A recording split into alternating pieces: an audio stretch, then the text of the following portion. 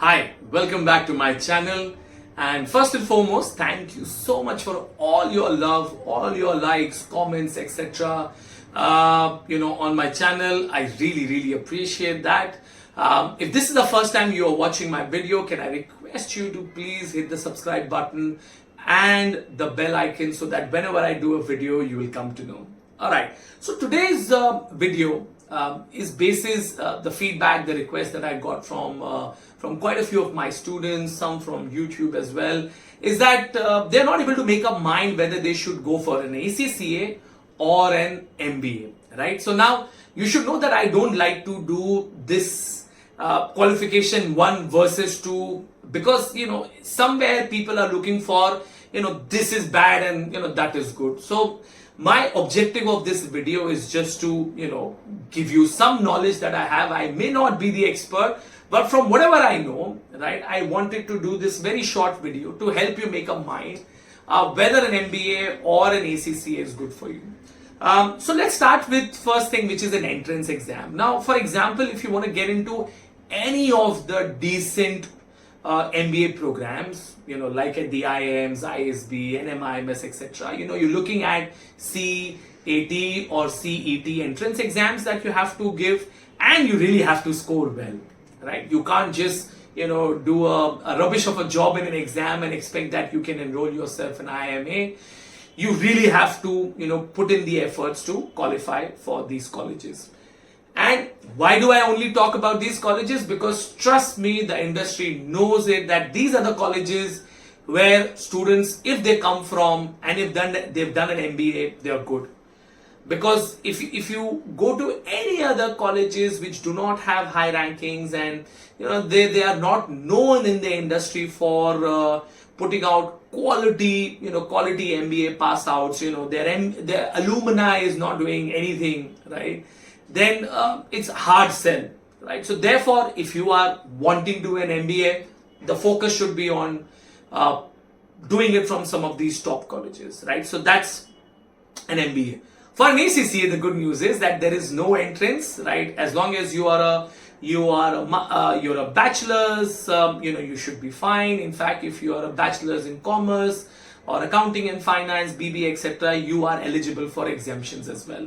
So that means that not only you are able to start the course fairly quickly, you are able to get some exemptions as well, right? So that an ACCA does that is because they recognize your prior studies and they don't want you to redo and go through it again, right? So therefore, as far as entrance is concerned, ACCA might have some ease over there.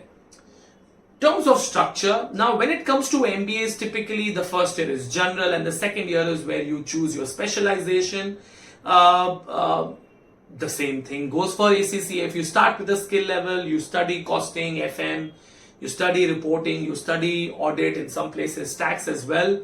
But in the final year, while SBL, which is a leadership paper, and I think every single professional should go through a paper like that because it's a beautiful paper, scenario-based paper, right? And the other paper is business reporting, which is to do with financial reporting, has got IFRS in depth. Then comes your remaining 4, from which you can agree on a specialization. If you don't like audit, you don't like tax, go for advanced financial management and advanced costing or performance management, right? So again, you have an option there as well. So there is a lot of flexibility around an ACCA. So I think here, both of them provide you similar things here. When it comes to jobs, now this is where a lot of your when I talk about doing due diligence or research should go, that which universities are able to provide you the best of jobs available, and are these jobs only available in India? Can you get jobs outside India as well, right? So for example, if you are an IIMA or any of these top IIMs, right, you are able to get a job outside India as well. Now again, I am a nationalist, and I think if there's anything that you have to do, it has to be in India, right? Because I find all the opportunities for you to grow and everything else is in India, right? So therefore, you don't have to, but yeah, people would like to go out, get a perspective. And I think that is also not a bad idea, that you go out for a few years, see how the life is, become a much better person, maybe learn how to cook, right? For boys at least, right? And then, find a job in India, right? You can do that. With ACCA, again, there is a very, very high likelihood that you can get a job outside India as well as within India, right? So as far as jobs are concerned, if you're an ACCA, you are sorted for a job. If you are doing an MBA, unless it's not from a good college, you will find it tough to get jobs, right? So therefore, this is where you need to make sure that you are able to do a nice deep dive and see what are the opportunities available or placement provided, from the MBA you are planning to pursue. The last thing, probably something that we all really have to think about before we make a decision, is what's the cost. Now, typically a good MBA from a good college will cost upwards of 40, 50 odd lakhs, right? Whereas ACCA will probably come less than 10%, right? So how does that come to a less than 10%? Let's say you start with skill level, you've got 5 papers or 4 papers, what are exemptions that you get, right? The exam fees roughly comes to about a lakh or so, and your P level together will come to maybe 1.5 odd lakh rupees, right?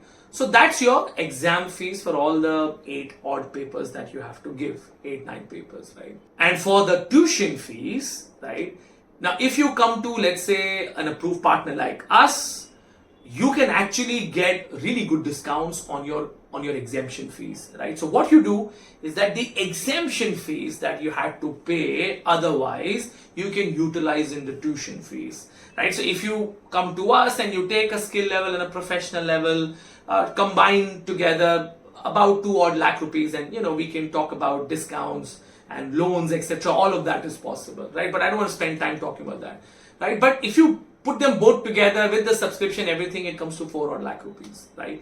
So there I do feel that ACCA has some edge in terms of the cost, right? Because the opportunities are similar, the cost is very, very low, right? So I do feel if I do a CBA, a cost benefit analysis, I think ACCA is a lot more doable. So what I can suggest, right? Because I want to make sure that you're able to make your mind, is that if you are someone, who thinks that you'll not be able to break into IIMs, you don't think that you will get really good scores in your CAT, etc.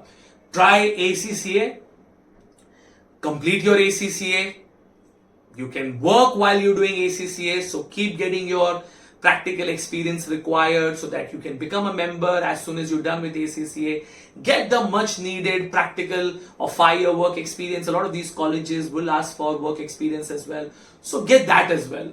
While you're studying, while you're working, you are collecting enough money, saving enough money, which then you are able to utilize for your MBA eventually if you need to. A disclaimer, I did ACCA back in 2005, completed in 2007, and with God's grace, I didn't have to do any other qualifications. I do feel I should have, and I will still try to, but yes, you will be able to survive if you have a good qualification like ACCA, right? So on that note, I hope this helps you make a decision. Thank you so much again for tuning in, for signing in on my channel, and wish you all the very best. Thank you.